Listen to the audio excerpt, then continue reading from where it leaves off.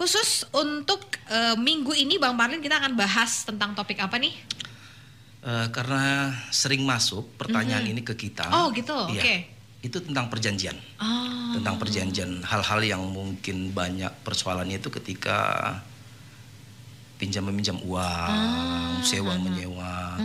Kan mentang-mentang nih saya sama Gega berteman akrab baik gitu, Bang pinjam uang gitu kan, 10 juta. Oh karena saudara sama teman ya udah nggak ada masalah, nggak perlu buat perjanjian gitu. Perjanjian itu kan bukan hanya sekadar lisan, tulisan, lisan juga termasuk. Cuma sepanjang masih bisa dibuktikan lisan itu adalah benar, ada pernah diperjanjikan, itu sah-sah saja. Jadi pentingnya perjanjian itu adalah untuk ketika ada permasalahan hukum di kemudian hari. Misalnya Gega yang tidak mau membayar 10 tidak juta membayar itu. 10 juta itu, lalu Atau tiba-tiba dia menghilang, tidak diketahui nomornya, tidak aktif. Tidak aktif, rupanya sembunyi entah di mana, di tower atau di mana, sehingga kecewa. Lalu kan saya ingin mempermasalahkan gitu. Ini sekarang bukan sekedar mengenai 10 jutanya, kepuasan hati, batin. Banyak klien kita yang permasalahan hutang piutang itu hanya 300, 400 juta gitu. Tapi dia rela mengeluarkan sampai 600 juta asal permasalahan hukumnya bisa selesai dengan baik.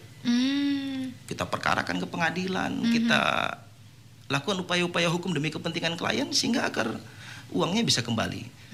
Mau tidak kembali pun kadang ada yang tidak penting lah bagi saya, yang penting hati saya puas gitu.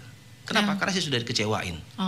Gega seorang sahabat baik, kami selama ini tidak ada permasalahan, tapi tiba-tiba ada masalah hutang, inilah yang merobek persahabatan itu, sehingga saya tidak penting lagi persahabatan, tapi kepuasan batin. Saya perkarakan, saya buat laporan polisi dan cara-cara lainnya agar batin saya puas. Dan itu banyak sekali melakukan itu. Banyak sekali yang juga menjadi klien abang ya? Iya, banyak sekali yang seperti itu dan tidak orientasinya kembali uang. Kepuasan batin, karena kita sudah dirobek-robek hati dan kepercayaan. Ya begitu kan, minjamnya indah gitu kan, paling lambat 2 minggu. Pas sudah 3 minggu kita tagih belum. Dan ada juga permasalahan klien juga nih, klien meminjamkan uang ya kepada teman akrabnya di Tangerang Selatan. Pinjam uang untuk masa pandemi ini, dia punya inisiatif, teman yang ada di Tangerang Selatan itu adalah bisnis servis mobil online. Jadi kan selama PSBB di Jakarta dan sekitarnya itu kan lebih milih di rumah daripada kena sanksi. Gitu. Betul. Sementara jangka waktu mobil ini ada kala-kala tertentu yang harus diservis gitu ya. Jadi dia punya inisiatif ingin membuka bisnis servis mobil online. Dia datang ke rumah, dia servis dengan peralatan-peralatan yang ada. Lalu dia karena terkendala modal, dia minjam uang sama klien kita untuk beli spare part, untuk membeli alat perbengkelan, untuk membeli lain-lainnya lah untuk kepentingan servis mobil gitu. Karena sahabat karib, satu kos, ya kebetulan klien saya seorang dokter di Tangerang Selatan. Jadi pada saat dia mau butuh itu, dia cerita dan dia diberikanlah sejumlah uang. Janjinya 3 bulan, uang yang dipinjamkan sudah dikembalikan plus bagi hasilnya. Misalkan sebulan dari targetnya adalah pendapatannya adalah 10 juta, ya 5 juta lah klien saya dapat. Lalu ketika sudah lebih dari 3 bulan, klien saya itu otomatis mempertanyakan mana bagi hasilnya dan mana uang kembali modal saya gitu. Diam, di WA diam, di telepon diam. Padahal di-read ya WA-nya ya, tapi diam ya, nggak dibales. Iya, lalu dia terus posting bahwasanya bisnisnya tetap jalan gitu.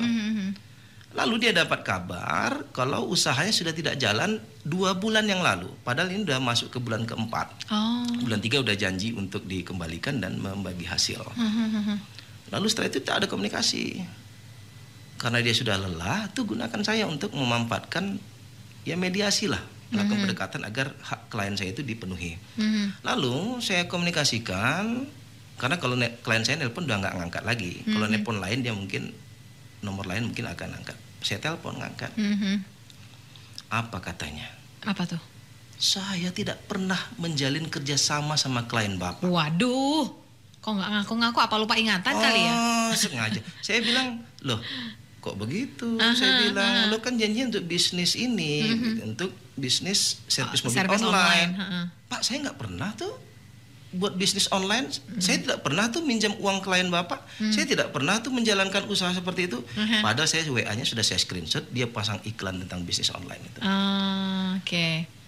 Sekarang saya telepon Bapak karena persoalan saya ingin pendekatan secara persuasif saja kepada Bapak. Sebelum saya melakukan upaya hukum baru kepada kepentingan klien saya bilang, saya tidak pernah minjam uang. Dia berulang-ulang kali menyatakan demikian. Kalau memang ada saya minjam uang, mana perjanjiannya?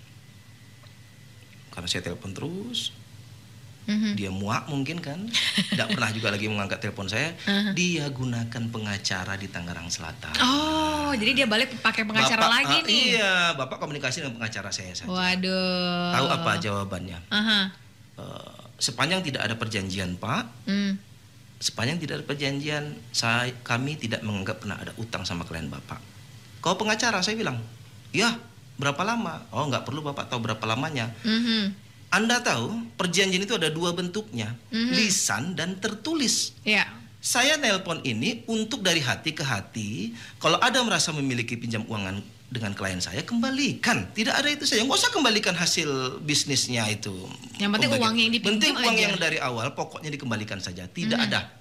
Klien saya tidak pernah meminjam uang dengan klien Bapak. Kalau memang ada, tolong tunjukkan bukti. Saya tidak bodoh. Saya kirim satu bukti pengiriman uang saja. Dia ada banyak pengiriman itu beberapa kali, satu saja. Dia minta semua. Saya tidak bodoh, saya bilang. Kalau saya kirim semua, dalam hati saya ini saya berbicara, secara otomatis itu menjadikan bukti untuk dia mencari celah bahwasanya itu bukanlah merupakan utang. Nah, gitu. Iya, gitu ya. Jadi makanya trik-trik itu, kalaulah ada pendekatan persuasif seperti ini, jangan dikasihkan buktinya dulu. Kita juga cukup menyayangkan ketika ada sengketa tanah, fotokopi sertifikat kita kasih sama pihak lawan. Salah besar. Oh, itu salah Salah ya? besar. Kenapa? Karena nanti ketika melalui pendekatan, kita bicara dari hati ke hati, ketika sampai pengadilan, bukti itu bisa menjadikan celah untuk dia.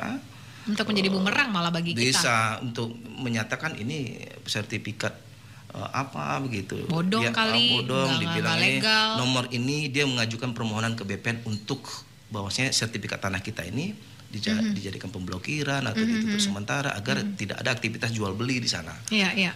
Begitulah pentingnya perjanjian tertulis itu ketika suatu saat ada yang berkilah bahwasanya tidak pernah ada terjalin perjanjian. Nah, itu alangkah baiknya perjanjian itu secara tertulis walaupun lisan tetap diakui. Sepanjang para pihaknya mengakui ada perjanjian secara lisan, itu oke. Tapi kalau satu pihak yang seperti yang permasalahan barusan di Tangerang Selatan, mau ngapa susah kita? nih. Tapi singkat cerita apa yang terjadi di akhir dengan klien abang di Akhirnya Tangerang klien ini? saya milih untuk perkarakan ke kepolisian. Perkarakan kepolisian, jadi buat laporan ke kepolisian di Tangerang Selatan. Karena saya lagi-lagi pengacara yang tidak orientasinya duit demi kepentingan klien, saya yakinkan klien saya. Yakin buat laporan ke kepolisian? Yakin, saya sudah tekad. Teman satu kos saya yang ngecewakan saya. Saya tidak permasalahkan uang katanya. Tapi lebih ke kepercayaan dirobek ini. Iya, karena sudah disobek, kepercayaan itu yang ketika disatukan lagi susah. Iya. Mau pakai plester tetap aja dia berbekas gitu kan. Asik. Jadi saya yakinkan nanti saya pulang pergi berapa. Saya nggak usah dikasih honor ke Tangerang Selatan. Saya bilang. Pulang pergi penginapan lalu lain-lainnya. Ketika utangnya hanya 120-an juta, lalu pada saat saya pulang perginya adalah 100 juta nanti sehingga sampai selesai, kan ada pendekatan mediasi dan lain-lainnya. Saya bilang ini akan bengkak biayanya. Saya bilang. Jadi menurut Bapak gimana? Gak apa-apa. Udah, nggak usah. Biarkan saja. Nanti abang, karena saya manggil dia abang, abang akan melihat dia jatuh di hadapan abang. Kenapa? Saya berprinsip begini dalam hidup. Apa yang Anda perbuat, itulah yang Anda akan tuai. Luar biasa. Ya, apa yang Anda tanam, itu yang Anda akan memetik hasilnya. Kalau rumput yang ditanam, tak akan bisa menghasilkan apapun, hanya sebatas rumput. Tapi kalau padi yang ditanam, suatu saat kita akan panen. Artinya buah kebaikan yang kita lakukan, kebaikan pula yang akan kita dapati. Saya bilang begitu. Akhirnya dia, kan itu gunanya penasihat hukum. Kalau pengacara, mungkin oknum-oknum pengacara yang memanfaatkan momen ini untuk ya secara tidak langsung sebagai pendapatan lah penanganan perkara. Saya semakin banyak perkara yang disampaikan ke litigasi itu kan sampai ke kepolisian persidangan begitu ya. Sampai ke persidangan itu saya kurangi. Sebagian besar perkara yang saya tangani itu semua, sebagian besar ya, itu adalah berhasil selesai di perundingan mediasi, tidak sampai pengadilan. Tidak sampai pengadilan. Keberhasilan, kalau bagi prinsip saya, keberhasilan seorang pengacara ketika para pihak yang berperkara klien kita itu selesai pada saat perdamaian, pada saat mediasi, bukan sampai ke pengadilan. Persidangan. Bukan hebat itu, bukan hebat. Tapi ketika memang sudah mentok, lalu ketika sudah buntu dan itu adalah jalan satu-satunya untuk mendapatkan keadilan, ya kita manfaatkan peluang itu. Meskipun kasus ini ada tindak pidana yang dilanggar, ya nggak apa-apa, kita nggak usah ke pengadilan, tetap kita mediasi. Kalau masih bisa dilakukan perdamaian, misalkan terkait dengan hutang piutang, kan klien bisa saja melapor terkait dengan dugaan penipuan dan penggelapan uang, kan pidana. Perdatanya mungkin secara lisan telah menjalin sebuah perjanjian secara lisan, ya kan? Ada dua, perdata dan pidana. Tapi kalau kita pidana masuk laporan, lalu ketika si terlapor berinisiatif ingin mengembalikan, kan kita bisa sudah selesai gitu ya. Prinsip dalam keadilan itu adalah bagaimana sama para pihak itu bisa tidak ada permasalahan hukum ketika tujuan utamanya adalah perdamaian itu telah berhasil. Menurut saya seperti itu saja. Bukan sebuah kehebatan ketika permasalahan itu sampai ke pengadilan. Ya, kami juga sering bercerita sesama pengacara. Bang Parlin, sebentar, ada satu penelpon ya, yang mungkin juga ingin hadir di konsultasi hukum bersama Parlindungan. Selamat pagi Pak Sihombing. Selamat pagi Jess, selamat pagi Bang Perlindungan. Selamat pagi Bang Sihombing. Aku manggil Bapak lah ya, kalau dari umur Abang aku lah. Gitu, Abang. Aku manggil Bapak aja. Masih Bapak muda kan, loh pengacara kita nih Pak. Ya, kalau manggil Bapak kan orang yang dihormati. Siap. Kalau Abang kan orang yang lebih tua gitu. Iya Bang Sihombing. Mantap. Apa nih Pak Pambing? Jadi gini Pak Perlindungan, aku mau ya sesuai judul mau konsultasi sedikit. Iya Bang. Tapi sebelumnya aku mau bilang aku juga alumni Fekon UIR tahun 90. Oh, senior aku ini. Aku 99 Bang. Jauh ya? Jauh ya. Artinya Abang sebelum Masehi atau sudah Masehi? Buset. Sudah Masehi dong. Iya. Ya, ini enak nih sama alumni kan. Iya Bang, ya Bang. Satu alma mater ya. Kebetulan Pak Parlin kan menjadi dosen juga di alma mater yang sama. Iya Bang dulu. Kemarin ini sedikit ya pembuka biar agak lebih dekat sedikit, biar chemistry-nya ketemu nih. Jangan banyak-banyak ya Pak ya. Dikit nih. Nah kebetulan saya waktu tamat kita mewakili satu stambu di Fekon. Kebetulan IPK tertinggi. Selain cum laude lah ya. Cum laude, ya. Lalu saya ditawari dosen oleh dekan. Tapi sekarang saya terngiang-ngiang. Walaupun Pak Parlin dengan Jesse nggak bisa melihat gestur saya. Lalu waktu itu rektor Pak Rawi Kunin almarhum. Iya. Beliau tanya karena aku pakai marga ke dekan saya. Lagi kok nyendak kalau maksudnya gerakan tangan saya yang orang berbentuk sholat gitu. Lagi kok nyendak katanya kan. Enggak, kata rekanku. Akhirnya nggak jadi. Tapi aku pulang ke Medan 2 tahun, sempat juga jadi dosen juga di Universitas Kamaraja 12. Mengajar di Fekon. Nah, jadi yang mau aku konsultasikan gini Pak Parlin. Sekarang ini kan kebetulan di halaman mertua saya di Jalan Garuda Labu Baru Timur itu ada tower Telkomsel. Iya. Pada suatu perjalanan negosiasi perpanjangan kontrak, terjadi ini mungkin di luar konteks ya. Terjadi kendala sehingga pada saat itu ada kata-kata putus kontrak sehingga Telkomsel membongkar peralatan di atas towernya ya. Tower pemancarnya bukan towernya. Peralatan pemancarnya. Kebetulan di situ ada juga nempel provider lain. Saya sebut aja lah XL. XL ini difasilitasi oleh bisnis unitnya Telkomsel juga. karena kami meminta kompensasi juga kepada pihak provider lain ini melalui mitra anak usahanya Telkomsel. Lalu terjadilah pembicaraan segitiga yang juga melibatkan Telkomsel karena yang pemilik tower Telkomsel.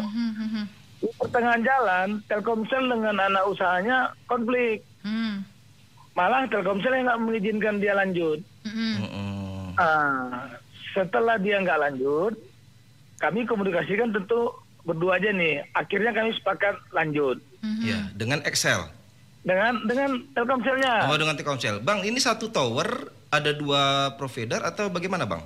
Ya, satu tower ada 2. Oh, karena iya, kan kemarin kan sempat apa istilahnya yang pelarangan apa tuh? Ketinggian. Bukan, pelarangan pendirian itu apa istilahnya? Penundaan sementara moratorium. Kan sempat ada moratorium kan? Ya.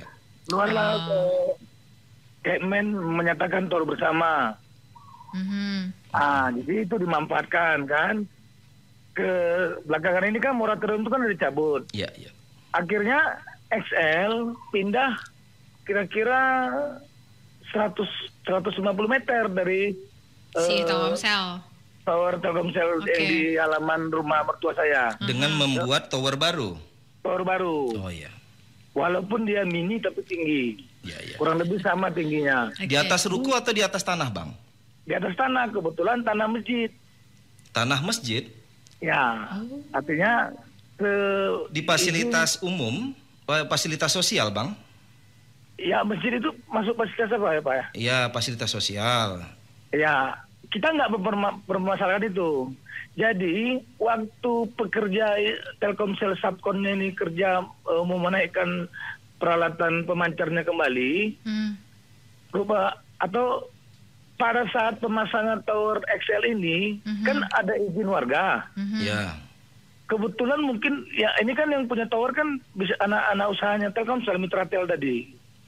Menurut warga mereka mendapat uang sagu hati 500.000 per tanda tangan. Katanya ada radius 50 meter. Pendek cerita itu udah berdiri, udah jalan, aktif.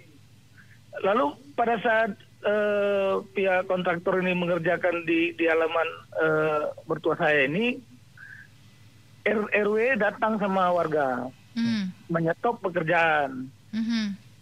Lalu yang lucunya kan orang di rumah mertua saya itu nggak tahu karena jalan masuknya dari kebetulan rumah mertua saya itu di simpang 3 gitu. Jalan Baitur Rahman, Jalan Garuda.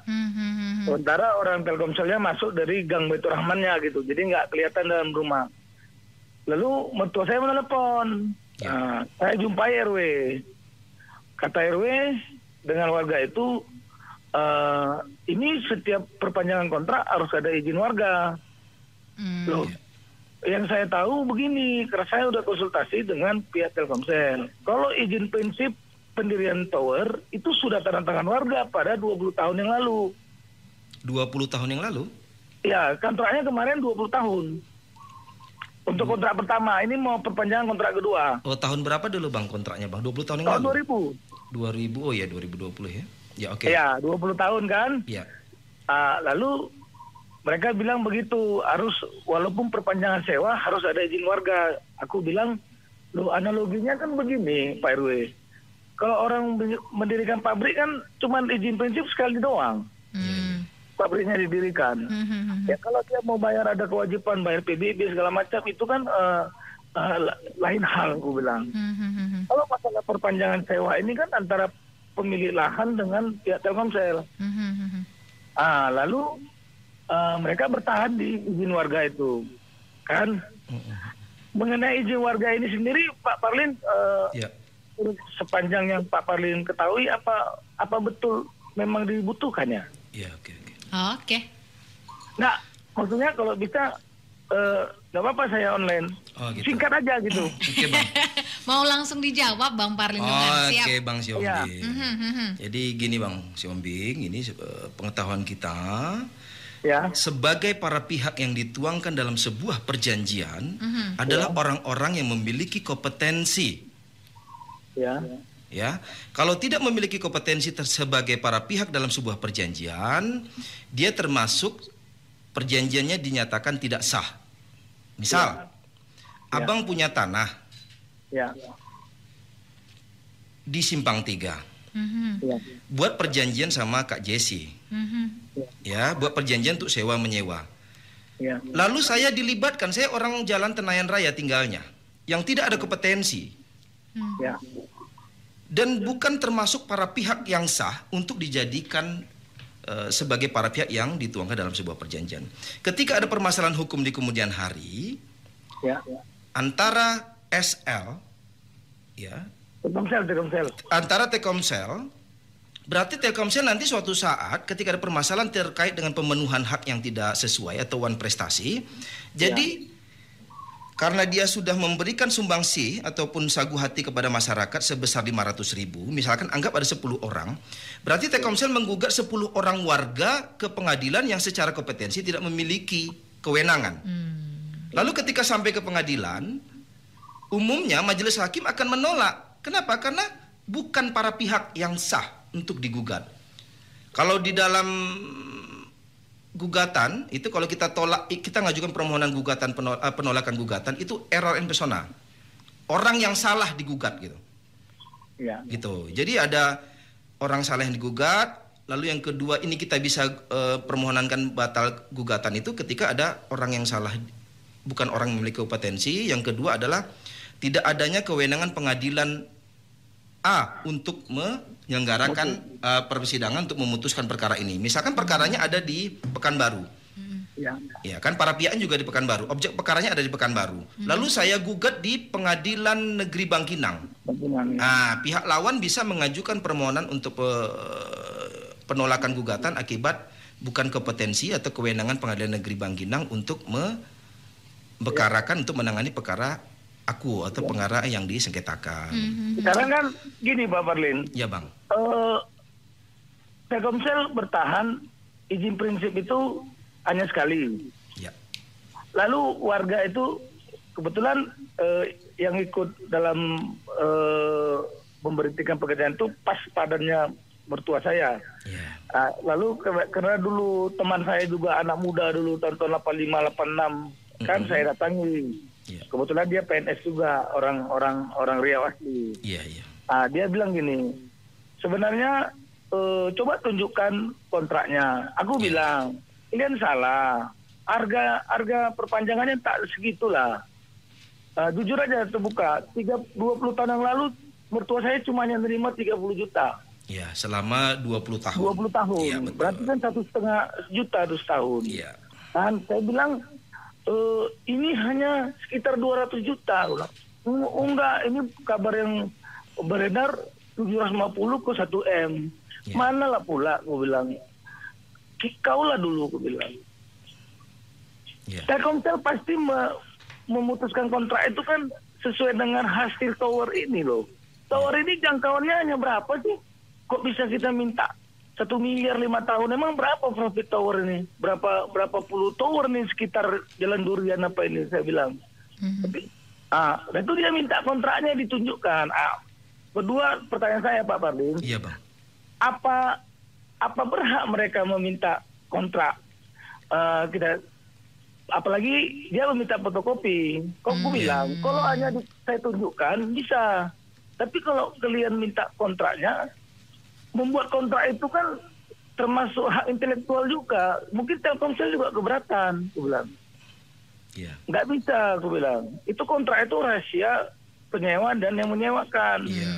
Aku bilang. Mengenai yang itu gimana tuh Pak Parlin? Ini mungkin nanti malam saya mau mediasi lagi. Oke. Oh, berarti perkara sedang berlangsung ya Bang? Iya, sedang berlangsung. Jadi makanya kalau kita mau menentukan sebuah kebijakan, Pak, itu harus berkaca pada perjanjian. Kenapa? Perjanjian ini adalah produk hukumnya para pihak. Itu. Ya, produk hukumnya para pihak.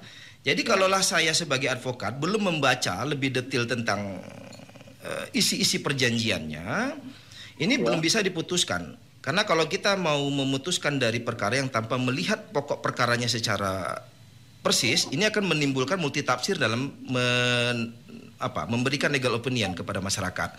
Jadi kalau perjanjiannya ini antara para pihaknya sudah mengikat lalu menyatakan ini adalah rahasia tidak dapat dibocorkan, tidak dapat diserahkan kepada siapapun, mohon untuk tidak diberikan fotokopiannya maupun bercerita secara lisan kepada pihak lain, pihak ketiga yang tidak memiliki hak untuk mengetahuinya. Kenapa? Karena dalam pasal itu, karena itu bersifat rahasia dan dia bisa memperkarakan kita karena kita sudah membocorkan rahasia. Membocorkan rahasia dan bisa memutuskan perjanjian itu secara sepihak dengan syarat kita sudah melanggar isi-isi perjanjiannya. Begitu. Jadi jangan sampai gegabah. Kadang bagi masyarakat ini karena sudah dia ingin mendapatkan uang lalu dia tanpa membaca perjanjian. Kadang yang sering juga terjadi permasalahan itu ketika leasing. Ya, perjanjian itu kita tanda tangan karena kita butuh motor, butuh mobil, main teken. Nggak dibaca satu sampai Z apa isinya gitu. Nggak dibaca. Padahal di sana mungkin ada klausul-klausul yang secara tidak langsung dapat memberatkan kita. Yang kedua, saya mau menegur juga ini terkait dengan perjanjian-perjanjian yang tulisannya sedikit kecil-kecil ini, Bang Siombing. Iya, betul. Kecil gitu, 10 fontnya atau 9 fontnya. 8 bahkan 6. 8, 6. Kadang hanya semut yang bisa membaca. Kenapa? Itu bisa dimasukkan penyalahgunaan keadaan.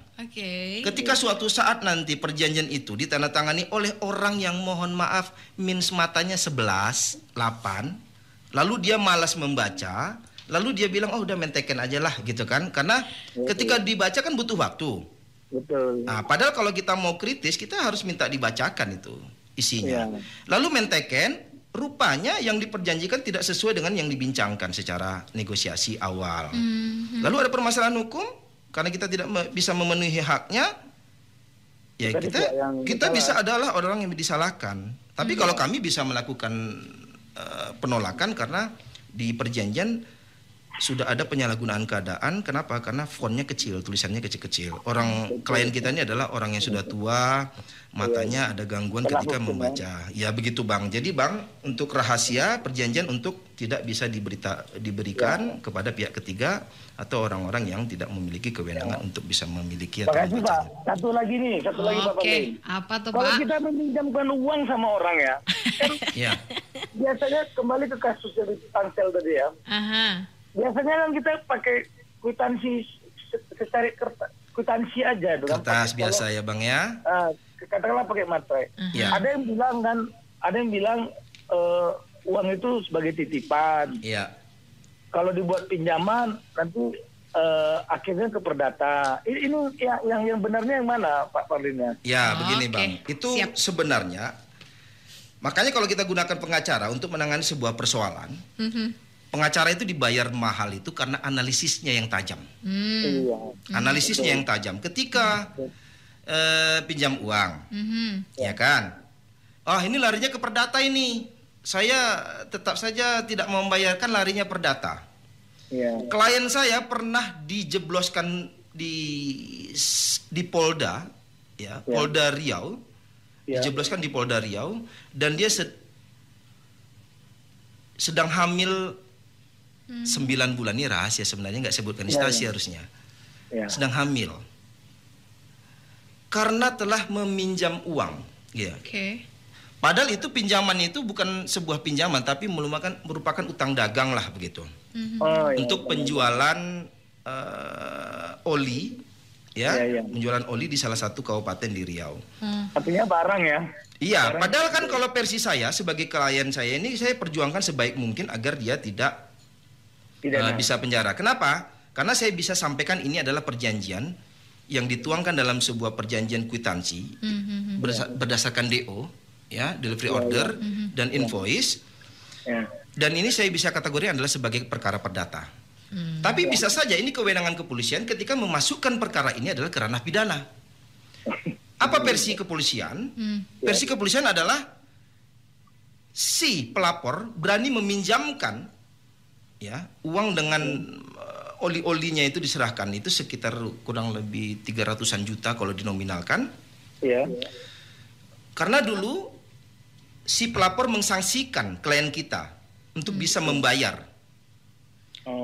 Lalu klien saya ini pernah ngomong, tapi saya tanyakan sama klien saya tidak pernah ada saya sampaikan seperti itu katanya. Sepanjang mata memandang, ini sawit punya saya.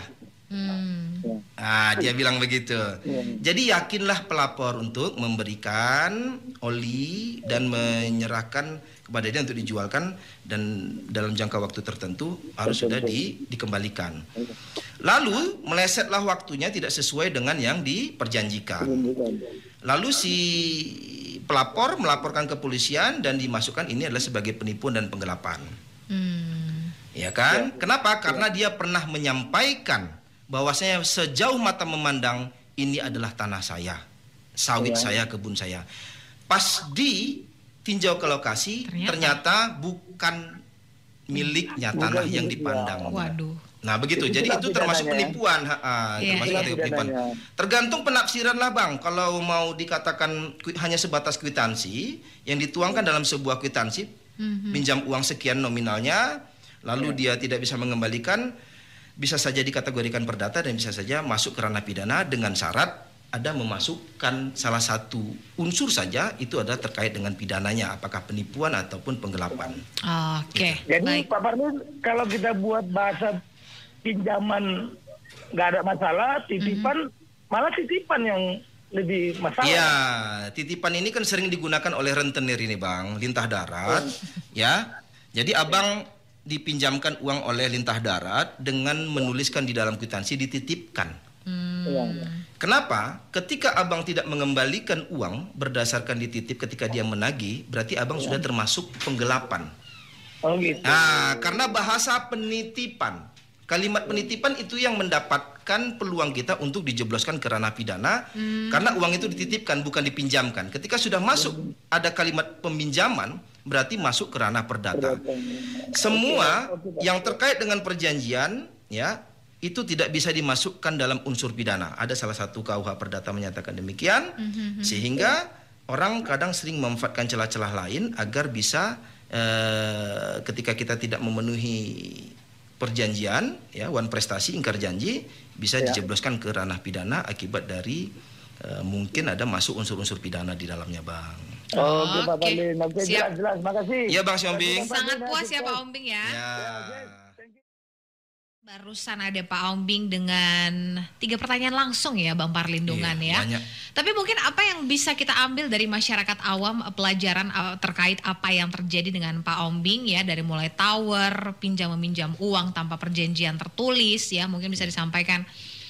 Iya, dalam syarat sah sebuah perjanjian itu dituangkan dalam pasal 1320 KUH Perdata, Kitab Undang-Undang Hukum Perdata.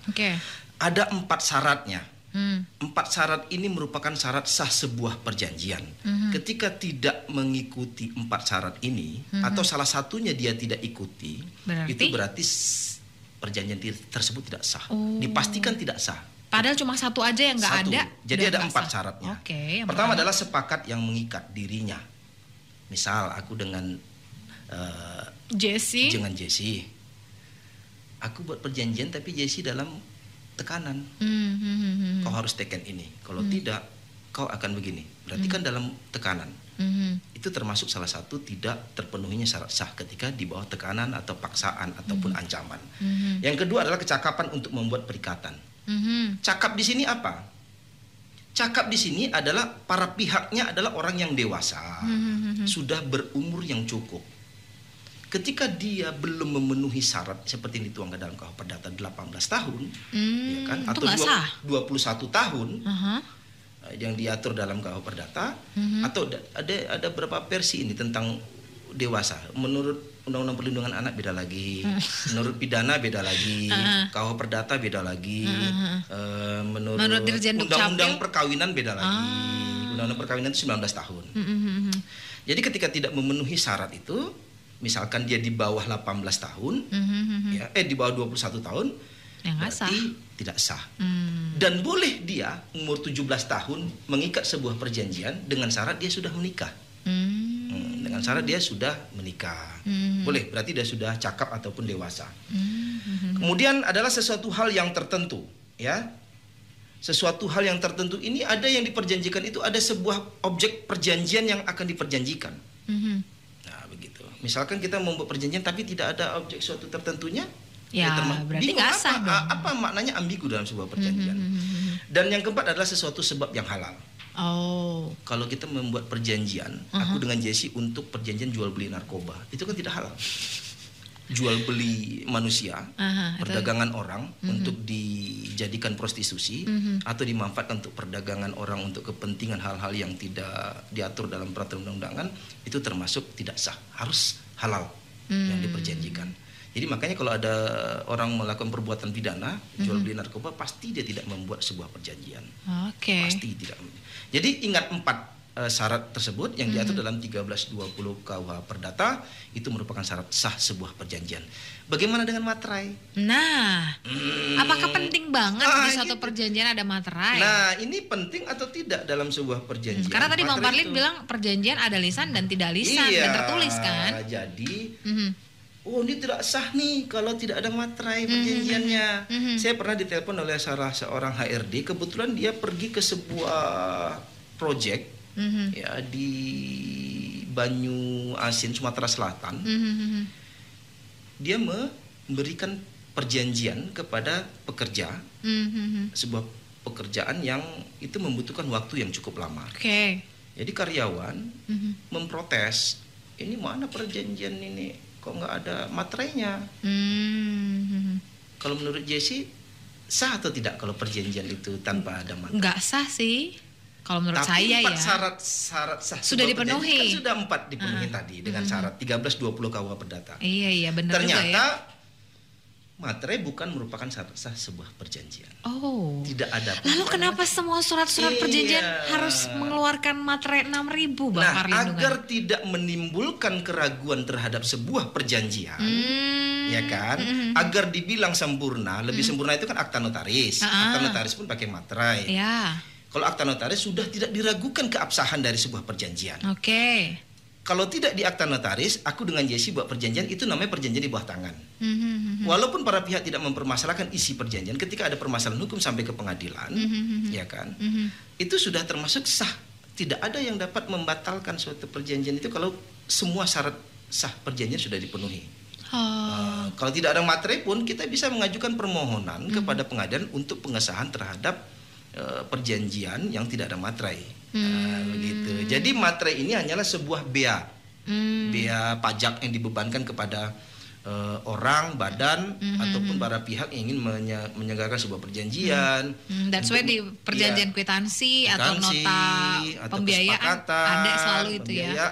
Kalau sekarang ini kan masih 3.000 dan 6.000. Tahun 2021 udah jadi 10.000, sehingga ini ada perubahan terkait dengan kata pemerintah itu ada peningkatan biaya peningkatan pendapatan masyarakat lah. Sementara masa pandemi begini dari mana bisa peningkatan naik? Bingung juga kita ya. Ini cara lain pemerintah untuk mendapatkan pendapatan asli negara. Maybe ya. Tapi intinya itu tidak menjadi satu hal yang harus ada di sebuah perjanjian. Iya, tidak mesti, tapi agar tidak ragu dan agar dinilai dia sudah sempurna, itu dibuatkanlah materai karena sudah dibebankan pajaknya, sah lah begitu. Padahal sebenarnya itu bukan syarat sah sebuah perjanjian. Intinya adalah 4 itu ya, ketika suatu perjanjian itu jangan dilanggar 4 syarat sah dinilai sebuah sah atau itu. tidak. Mau mengenai dia tidak ada materai, mau mengenai dia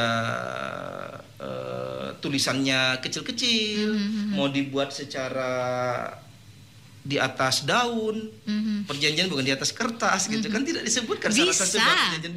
Bisa dibuat perjanjian di samping dinding gitu kan. Itu bisa, tapi dia tidak melanggar 4 syarat tadi. Nah, sepanjang para pihak yang penting tidak menyatakan kami tidak pernah menjalin kerjasama itu. Kalau tidak tertulis, itu yang menjadi sebuah kelemahan. Dan tadi seperti yang masalah Pak Ombing tadi, cara kita untuk ketika sudah membuat perjanjian mungkin somehow membebaskan diri dari sebuah perjanjian yang sudah ada, yang sudah mengikat kita, itu gimana Bang Pak Arlin? Ya, perjanjian itu kan ada masa waktunya. Ini perbedaan MOU dengan perjanjian itu jauh berbeda.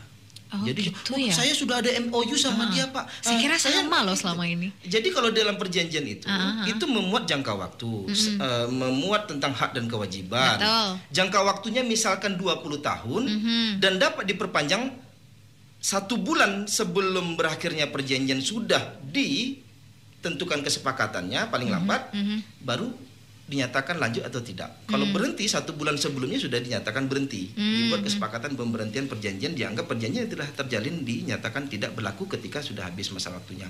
Jadi ketika ingin mau menyatakan perjanjian situ sudah berakhir, nyatakan sebelum, kalau dalam perjanjian pasti menuangkan itu paling lambat berapa hari sebelum berakhir perjanjian. Nah disitulah nyatakan berakhir atau hapusnya sebuah perjanjian dan dapat lanjut atau tidak. Kalau dilanjutkan nanti diperpanjang sebelum masa waktu yang ditentukan oleh perjanjian. Maka di perjanjian itu memuat tentang hak dan kewajiban, memuat tentang masa berakhirnya perjanjian, memuat tentang hak dan kewajiban, memuat tentang di mana proses pengadilan ketika ada perselisihan hukum.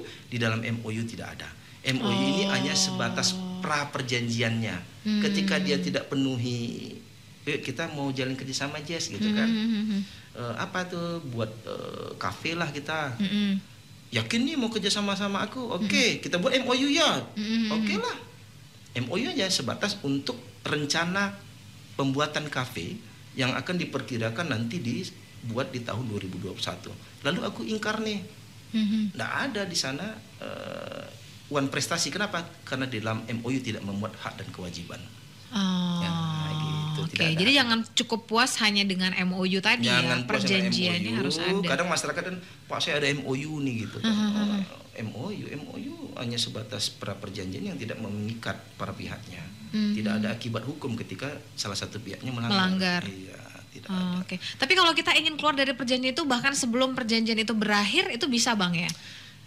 Jadi nih sering juga udah enak banget kita membuat janji dengan suatu perjanjian dengan orang, kita pengen segera keluar tapi kita nggak pengen dipidanakan gitu. Ya, jadi di dalam perjanjian pasti ada hak dan kewajiban menyatakan salah satu pihak tidak dapat menghentikan. Ini kalau jeli dalam membuat perjanjian ya, makanya serahkan kepada orang yang paham dalam membuat perjanjian, legal drafting. Dia menyatakan bahwasanya perjanjian ini tidak dapat dihentikan secara sepihak. Oke. Nah, jadi intinya apa? Perjanjian tidak dapat dihentikan secara sepihak sebelum ada kesepakatan oleh para pihak yang dituangkan dalam tertulis kah atau lisan dan lain-lainnya. Sehingga ini mau lanjut ya tergantung kesepakatan para pihak. Tidak bisa dihentikan begitu saja. Oke, jadi semuanya sudah tertuang dalam satu perjanjian tersebut. Makanya kan saya bilang tadi perjanjian adalah produk hukumnya para pihak. Semua udah diatur di sana. Makanya jangan sampai kelewatan salah satu pasal yang dapat mencelakai kita, yang dapat merugikan kita. Harus detail gitu, harus detail. Sama seperti sebelumnya klien saya mau menyewa sebuah tempat untuk dijadikan ram untuk melansir menimbang sawit di salah satu kabupaten, karena klien saya punya pabrik kelapa sawit. Jadi pada saat perjanjian ini terjalin antara si pemilik tempat dengan perusahaan klien saya, jadi saya baca lah agak 13 halaman, 14 halaman saya baca berbuih-buih sampai berludah-ludah kiri kanan, minum berulang-ulang kali. Yakinkan bahwasanya pasalnya begini ya. Gitu. Inilah dia pasalnya, nggak dirugikan tidak. Oke, sebelum tanda tangan ada yang mau tanyakan atau tidak? Ini ada kurang 1,5 jam berdiskusi tentang itu. Jadi ternyata si pihak penyewa, si yang pemilik lahan itu ingkar janji, ingkar janji terkait dengan kita harus begini nih dalam mau nimbangnya. Enggak boleh jam sekian. Ternyata kan kita diberi keleluasaan 24 jam dalam perjanjian itu. Pak, kan dalam perjanjiannya begini Pak, saya bilang 24 jam. Dapat kapan saja melakukan timbangan TBS keluar masuk pekarangan itu. Wah, itu kan formalitasnya aja itu perjanjian. Loh, kok formalitas Pak? Saya berbuih-buih membaca perjanjian itu bukan formalitas. Kenapa? Karena saya tekankan supaya tidak di kemudian hari ada pelanggaran dalam perjanjian. Saya bilang begitu. Saya kira formalitas saja itu Pak. Bukan Pak, perjanjian ini hukum. Hukumnya para pihak antara Bapak dengan klien saya. Jadi nggak boleh dilanggar. Dengan keyakinan seperti itu barulah kadang Pak masyarakat baru paham tentang perjanjian itu. Dan hati-hati juga dalam membuat perjanjian. Sebelum tanda tangan baca dulu. Sekecil apapun tulisannya harus dibaca ya. Baca, kalau bisa minta rubah. Oke. Minta rubah. Karena kita nggak sanggup buat baca. Iya, ini kayak gini fontnya kan kecil-kecil nih, 8 atau 6. Rubah jadi 12 ya Pak. Kenapa? Harus Bapak, mau ya, yang membuat perjanjian harus mau. Negosiasi, makanya ada renegosiasi dalam perjanjian tersebut. Kalau dia tidak mau, apa alasan tidak maunya? Alasan menghemat kertas. Pak, saya beli 1 rim. saya pakai kertas saya saja. Oke. Begitu saja. Jadi jangan mau dengan itu penyalahgunaan keadaan satu saat. Apa alasannya begitu tulisan kecil-kecil? Buat aja 12 tegas. Karena perjanjian itu harus memuat tegas, jelas dan gampang dimengerti. Kadang ada maknanya multitafsir yang mengakibatkan orang nanti salah penafsiran, yang dikiranya A ternyata Z. Nah, jadi kalimat dan itu di dalam perjanjian celakanya kebanyakan tahu setelah ditandatangani ya Bang ya. Iya, pas ada permasalahan hukum. Jadi dia harus jelas, tegas dan gampang dimengerti. Kalau perjanjian sudah tidak jelas dan tegas, perjanjian apa aja yang dapat dijalin karena kan harus memenuhi unsur itu. Jadi kan ada 4 syarat tadi, syarat sah sebuah perjanjian. Tulisan kecil kan tidak termasuk. Mengenai jelas tidak termasuk. Tegas tidak termasuk. Mudah dimengerti kan tidak termasuk. Ya udah berarti nggak sah. Sah tetap. Tapi kan itu sebagai bentuk, ini ibaratnya roda. Di tengahnya itu ada kacang-kacang ya. Kacang-kacang kalau sepeda ya. Apa namanya itu? Kan ada banyak jari-jarinya. Roda-roda sepeda. Jari-jarinya itulah yang banyak komponen yang harus dipahami oleh para pihak agar tidak ada yang dirugikan kemudian hari. Yang di tengah tadi itu, asnya itu adalah syarat sah sebuah perjanjian 4. Tapi di dalam itu lika-likunya banyak. Kalau saya sering lihat itu ketika kalian saya ingin menjalin sebuah perjanjian, saya lihat track recordnya. Track record pihak rekan bisnis kita. Ya. Ini mau naikkan perjanjian, saya baru saja mensomasi orang yang ada di Jakarta. Dia penyewaan alat radiografi ke klien kita untuk sebuah proyek. Itu nominalnya 485 jutaan baru somasi. Kenapa? Karena pada saat menaikkan perjanjian dia tidak melihat track record, tidak melihat track record dari pihak si perusahaan yang membuat perjanjian. Ternyata dia memiliki track record yang tidak baik sama orang lain. Saya cari tahu, ternyata dia memiliki track record. Saking tergiurnya mungkin. Ya, karena nominal besar. Oke, baiklah. Saya ingin mendengarkan lebih banyak lagi penyampaian dari Bang Parlin terkait hukum perjanjian. Malah ini ada satu penelpon lagi yang hadir, tapi sudah tidak sempat Bang Parlin. Iya. Anyway, bisa ya di WA saja atau di telepon ke nomor saya 0812 ya 681 23180. Coba diulangi sekali lagi Bang. 0812 681 23180. Ketika nanti perjanjian hari ini kita sudah selesaikan, lalu nanti mitra kota bisa konsultasi ke saya secara cuma-cuma tanpa dibebankan biaya. Ketika ada satu hal yang mungkin tidak tidak bisa Anda dengarkan dengan baik ketika kita on air 1 jam sebelumnya. Baiklah. Ini kita akan setiap minggu ya Bang Parlin ya, setiap Senin. Minggu depan nanti saya akan surprise lagi, ada pokok atau bahasan atau topik apa yang ingin disampaikan. Tapi yang pasti stay tune terus Mitra Kota di setiap Senin konsultasi hukum bersama Parlindungan SHMH CLA di 97,5 Barabas FM. Kita harus tutup sesi hari ini Bang Parlin, terima kasih kedatangannya. Sehat selalu dan tentunya semoga kita semakin melek hukum.